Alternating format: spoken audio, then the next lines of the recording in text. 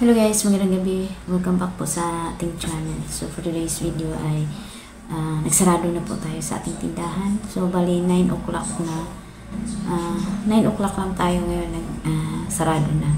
So kumusta po ang lahat? Kumusta po yung araw ng Holy Week? So for today's video, ito po yung share ko lang sa inyo. Kasi first time po namin dito sa lugar na to na Holy Week dito na magtinda. So, wala pa tayong ganap kundi dito lang sa ating tindahan. Naalis din tayo pero may nagbabantay din naman sa tindahan.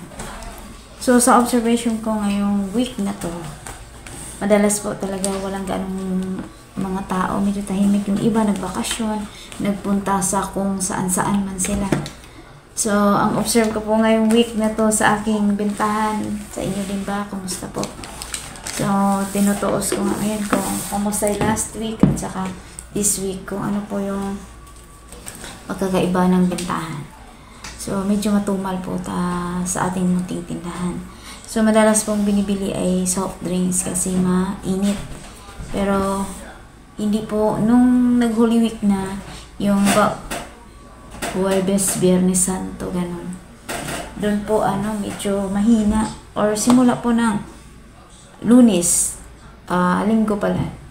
Linggo hanggang Sabado. So, ayan. Ngayon kasi linggo na. No, linggo din. Medyo, nakakabenta pero matumal po siya. Pero salamat pa rin kasi hindi naman po tayo zero. So, yun po yung naobserbahan ko.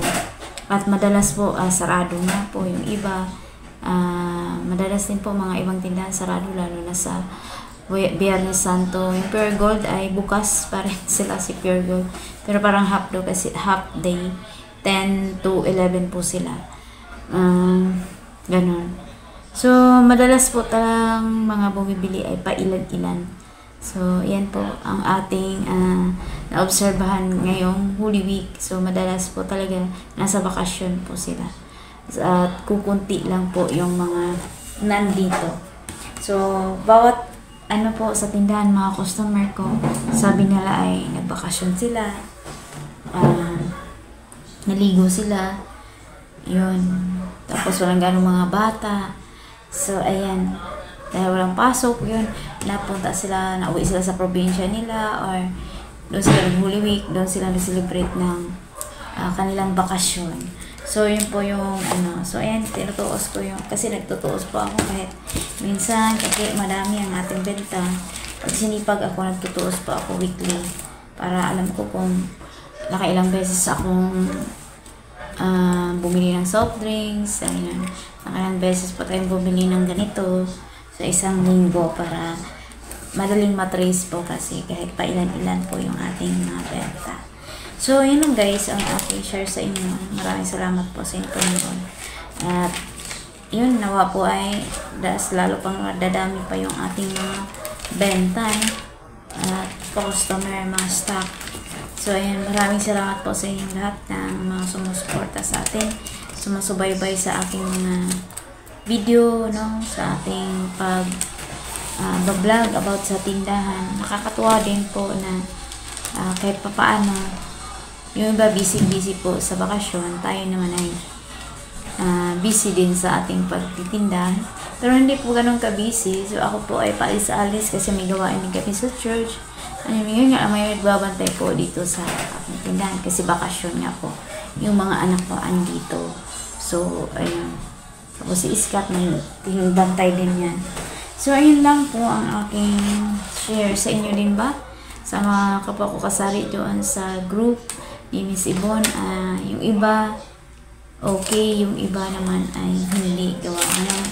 Iba-iba po yung status ng ating pagtitinda. Yung iba ay maraming mga ganap. So ngayon linggo, dahil Holy Week nga, Biyernes, Sabado, Santo, yung mga tao hindi nagiinom pag Biyernes Santo, ganun, yung mga paniniwala ng kasi nga Biyernes Santo. Pero ngayon naman sila nagiinom pero hindi po madami kasi yung iba bakasyon pa. So yun lang guys ang aking share for today's video. May inaantok na at tapos na rin ako nag-compute kaya ako ay nalaman ko na this week hindi po siya ganong mabenta. sa aking munting tindahan. Yung nakakabinta lang tayo ng half sa ating quota, half-half lang. So, ganun pa man, salamat pa rin sa Lord dahil hindi tayo zero. So, ayan. Salamat po. Hanggang sa muli. See you in my next vlog. And pwede kayo mag-comment dyan kung ano experience nyo sa araw ng Holy Week. Ayan. Thank you so much for watching and God bless po everyone.